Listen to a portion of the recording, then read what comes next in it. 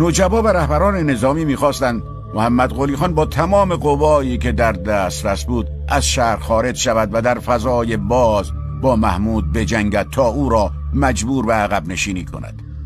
محمد قلی خان نپذیرفت. او از روحیه پایین سربازانش با خبر بود.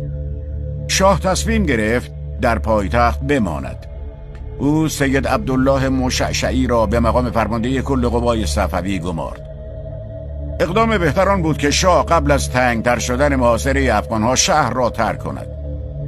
به این ترتیب میتوانست از دیگر شهرها سربازان بیشتری گرد آورد. اما شاه این اندرز را نپذیرفت و فرصت نجات شهروندان اصفهان را از دست داد. به این ترتیب از یک سو بیکفایتی شاه سلطان حسین اهالی اصفهان را در معرض رنج‌های هولناک قرار داد و از سوی دیگر کاهش ذخیره غذایی شهر را به شدت تحت فشار گذاشت. شاه از سراسر کشور درخواست کمک نظامی کرد. پیام‌هایی برای شاه واختانگ ششم در گرجستان و علی مراد خان در لرستان ارسال شد. امیدواری زیادی وجود داشت که گرجی‌ها به کمک آنها بیایند، چرا که افغان‌ها به خصوص در نبرد رو در رو به شدت از سربازان گرجی هراس داشتند. حتی بعضی‌ها گمان می‌کردند افغان‌ها به محض دیدن سربازان گرجی عقب نشینی خواهند کرد.